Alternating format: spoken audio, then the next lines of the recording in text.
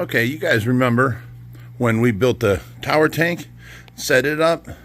We got bubbles coming out of the little volcano and a bubble wall in the back there. Same thing on this tower tank. I got a little bubble wall back there and undergravel filter for both. Well, now we set up this tank. This is for Skylar's, where's he at? There he is, her little beta. So, we just put plants in there, so they gotta pretty much die off and then restart growing. And she got some floating, some hanging in the back there, and a bunch of snails. So, that's her little beta tank, self-contained. The beta was in this tank. We're getting rid of this now. This was a little plastic tank. So, we're setting it up into here and doing pretty good. We need a little bottom fish on there. So anyways, stick with us because see what we're building next. All right, so you know you have your favorite host here. Sorry, Dad. I'll grab the rim of the net and go.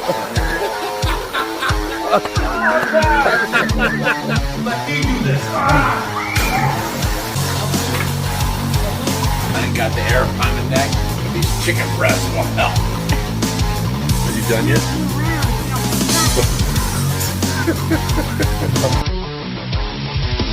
Okay, we're back now, and this is what we're building next.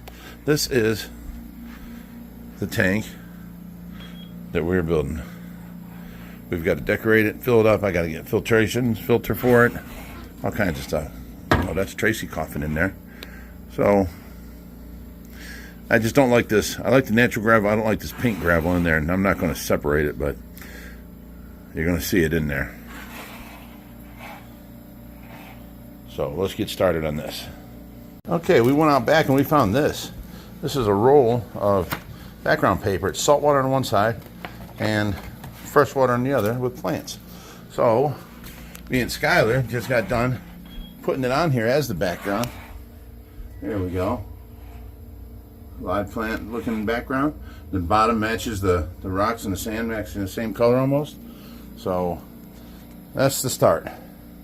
Now we're going to use up all of our plastic plants in here because we're, getting this one to go out, like donate or sell cheap or something. We're just building it to build it and get rid of it. So what we have to do now is we got that corner, this bottom corner I got to tape on yet.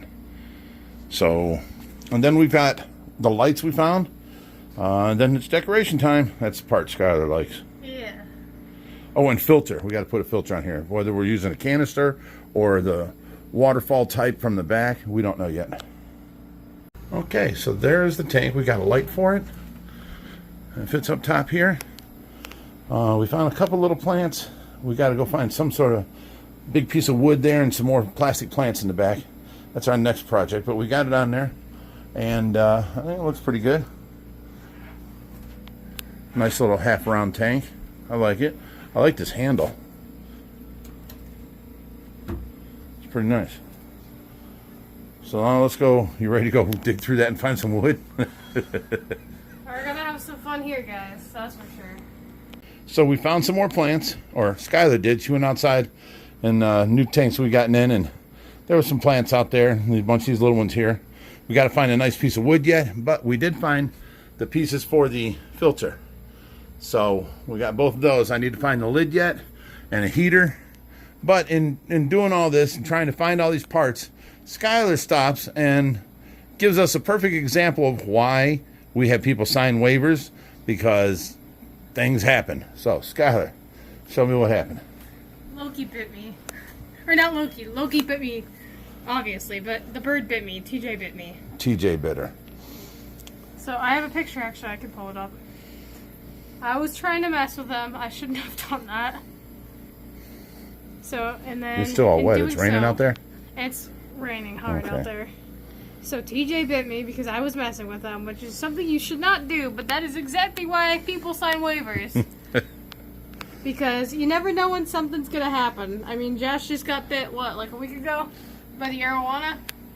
Yeah. You never know when something's going to happen. That's never happened before. He was feeding the arapaima, and and here's her finger. So TJ drew blood, but Josh was feeding the arapaima like this, dropping in fillets of tilapia.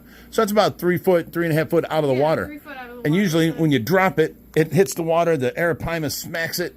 Well, Josh is sitting here and he's trying to get the arapaima to come up because they come over and they're about 1 foot under and they slowly come up. When they get to the top, we drop it.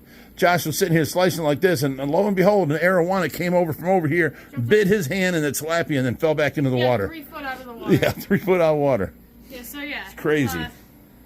That's why people send waivers here, because if you're here long enough, you're gonna get bit. By something. Yeah, by something. Could be the cat, could be the bird, could be a fish. You don't know.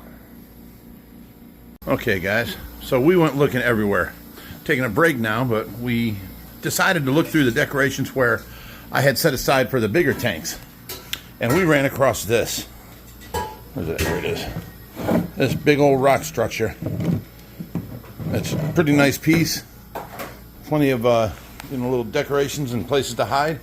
Little caves and stuff. We're going to go ahead and take this and put this into the tank here, along with all the plants we found, and make it look pretty nice. Hopefully. We'll get that in there going in next. That's pretty big compared to the tank, so I mean, it's a good size. Okay, so there is basically a finished product. I'll find a couple more little rocks just to put like one there, one over here or something. But I like that piece. That's nice. And then stands all nice black acrylic with silver trim. And on top we got the light. I haven't found the lid for that. I'm looking so hard. Yeah, but we're getting it done. It's starting to look better. I got to get a heater down in there and the lid for the filter, and we'll get some water in it next. Yay! I love when we're putting water in. We're running out of plastic plants to give out, though. We've been taking these out of all the plants, the tanks that we've had, because we're getting rid of all plastic plants that we can. But there's certain tanks that we cannot get rid of plastic plants out of because the real ones would not grow in there. Tanks we don't have any gravel on the bottom, of course, stuff like that. Tanks with fish that eats the plants. So there's a couple tanks that we still have plastic plants in, but all the other tanks that I've taken them out, this is the last of the plastic plants for us. So we got a whole little yard full of little ones here, and then 1, 2, 3, 4 bigger ones there. And that's it. We're out of plastic plants. Okay, and so now it has begun. We brought the python in here, hooked up to the faucet. It is filling, and you might wonder, why does he have the pitcher in there? When you run the water straight in, it removes the gravel, makes a big hole where you're going. So usually I put like a bowl in there, but the pitcher was close. I don't really use pitchers because now, see how it's moving the gravel around where it's hitting here? But it won't be as bad as just letting the hose go itself. But usually I just use a big bowl, and it overflows evenly and nicely and smoothly all the way around. This, because the pitcher has a pour spout, so it's coming out there first and then putting all the pressure of the water into one spot. It's going to make a little open spot there. We're okay with that. So we are filling it up. Can I say what you told me? What's that? So Rich looks at me and he goes, I don't know if you know, but sometimes I go a little overboard on things. And I'm like, really? No kidding. Have you seen all the fish tanks out there? You saying things out of context, people don't know what you're talking about. We were talking about my tools, my fishing gear, and that's when I was like, well, you know, my music gear.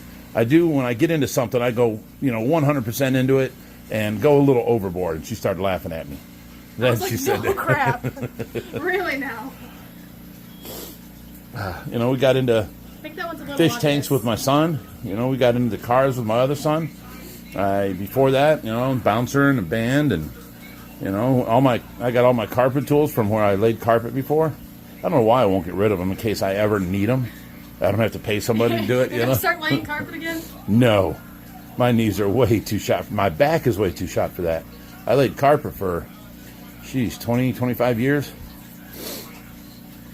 I'll tell you what, anybody that knows how to kick carpet in, and you're good at it, people step back when you start kicking that carpet against that wall, and you're swinging your knee straight from a full leg to a bent knee, and pow, moving the carpet like 4 inches at a time. People step back. They're like, whoa. And then you're just quick too. That was me in my prime. Well, that's how I used to be. Now I'd be like getting down on the ground to go kick the carpet in, and I'd be like, oh, ow, ow, oh. Then I'd finally be down there because my back's hurting. And now I'm on my knees and they're hurting. And the first time I went to kick the carpet in, I'm sure the top of my leg would hurt. Your leg would just fall apart. I just would not get the job done right now. Unless I was mad. Then I feel no pain and I just get it done. Looks like it's hopefully holding water right now. Oh, you stop that. It was holding water and we brought it in. You don't jinx anything, woman. I'm just keeping an eye out. As a matter of fact, I think Reaper emptied this Oh, you did? when I picked it up. Yeah, it was holding water. So I'm not going to video this whole thing filling up for you guys. That's exactly what they want to see. It's taking Right. water. Well, we went quiet there for a second, so I'm gonna let this fill up and get back to you guys. You're welcome. Okay, so we got this done, full of water, and everyone knows when you first fill a tank, there's little glass bubbles, and it's going to take overnight for them to dissipate and go away. We got the heater in there, we got the filter running, and we had a problem up here. See this piece of plastic I had to put in here? Without it, look what's happening. It's running so fast that it's actually coming out and hitting and getting this whole top of this lid wet. Well, right now it's not actually. Yeah, it is. See how water's coming out on top of it? So I cut this piece of plastic to put in there, and it's got a little lip on it right here, so it only goes down and stops. So that alleviates that once I get to not touch this roller over here. Like that. Now, we'll never have no water come up here. It fits in there perfect from side to side. There we go. Now it's all the way in. And we're good to go. Found a little net while I was looking for things, so I put that with it. I just cannot find that lid. So, I'll give you a little update as soon as it clears up now. Okay, we cleaned off the glass and we cleaned off all the bubbles and stuff, but you see the water's still milky? That's how it came out of the faucet. So I needed to find cartridges for this and we couldn't find them. I found one for Emperor 400 that fits left and right, but it's too tall. But it is touching the bottom. This is just like a Emperor 300 or something. These are bigger, so they're just too tall for it. But they will let me filter it and get the water clear so that I can finish the video. Whoever the tank gives to, they have to buy cartridges that fits this filter for them, but they'll work for now. And like I said, still can't find the lid. So, but now it should clear up in the next hour or two, and I'll be able to finish my video. In the meantime, I had to take care of Tracy. It was her 4 o'clock feeding and her afternoon pills, and change her and all that. So I got that handled. And Josh just showed up. It's so nice and warm out. But not here barefooted. Hang on a second. Let me point it at the ground so the sunlight don't get you. He stopped by and cleaned out the intake. Hi, Joshy. Of the pond, getting rid of some of these leaves and muck that builds up there, and get it running back full blast again. The waterfall over there was barely running, so we know that means that this filter is getting clogged up. This is the pre-filter skimmer intake, and he's cleaning out for us. So now it's running quick and good, and oh, you got to open that flapper door. It is open. Is it? All the way open. This can be raised up, so it's skimming. Because it was down because of the winter time and all the ice. Oh, okay. I see. Do that in all the ponds in the winter time because your top 3 inches is ice. Right. So you got to move your skimmer box down. Yeah, the flapper door. Yeah, I think this year we're going to have to empty this out and actually, pressure wash it. We do it every year. We did it last year. No, we kind of. Oh yeah, we did, didn't we? I remember we were just cleaning it out with nets, but then I ended up getting in there and doing it. Damn goldfish out of here. People. The what kind of goldfish are they? Damn goldfish. Because they breed with the koi. And then you've got. Well, I didn't put them in there. Somebody comes by and drops them off, and I wish people wouldn't do that. Yeah. They don't understand that now. If you drop them off to me, I can quarantine them and then find them homes. If you just throw them in the pond, now what if they get sick? Or what if they get all of our koi sick? And now we have to medicate 2,500 gallons and blah, blah, blah. It's all bad. And then, the ponds out here at this temperature, what if your fish tank wasn't even close to the same temperature? You're just dropping them in. people, please don't come by here and throw anything in our ponds. Get a hold of us first. My phone number's on the internet. Just call me until you get a hold of me, or leave a text and I'll get back to you. And then we'll set it up. You know, one day I came home and right here against the garage, there were 10 bags. Each bag had like 2 goldfish in it, about 2 inches long. And they were just sitting there. Now, I come home from grocery shopping. I don't know how long they've been there. 2 hours, an hour, 15 minutes, 10 minutes? I don't know. All I know is, like, I can't believe they're not dead. So I hurried up and took care of them. You guys can't do this to me. So, what else we got going on? Yeah, this is gonna be a big cleaning this time. As we pressure washed it last time, yes, but we left the fish in it and just pressure washed down close. I tried using that pond vacuum. That didn't work that well. So yeah, we're gonna have to take everything out and really clean it good. Make it look back to this pristine when it was first made and first built and put in here, and clean off all the lights, because you can barely see the colored lights on at nighttime now. They're covered over with algae scum.